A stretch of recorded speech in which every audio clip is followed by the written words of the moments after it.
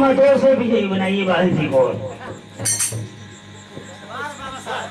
यानी ये बताओ, हाँ ऐसा सुनाओ कि तुम उठने बैठने की बात कर रहा था, उसमें क्या हुआ? हाँ सरकार जब चुनाव हुआ बीतल है ना, हाँ एगो बुढ़ऊ दादा का पतो ही उठला नहीं। हाँ यानी वो खड़ा थे। आप गाँव गली गली घूम कर कहत लगे साहब देखा जाएगा पतो ही उठा लिया, तभी आप लोग डाल जाए जा। ओ यही उठा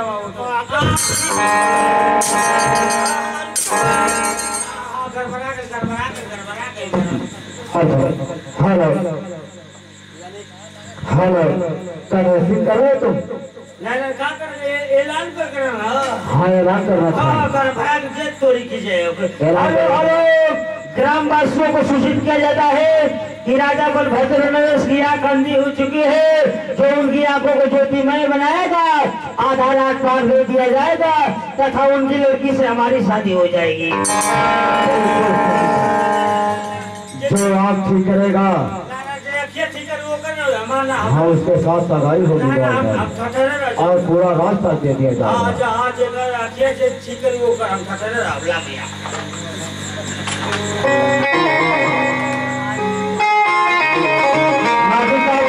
समय दूसरे तो नहीं लगा वर्तनी होगी तो भैया।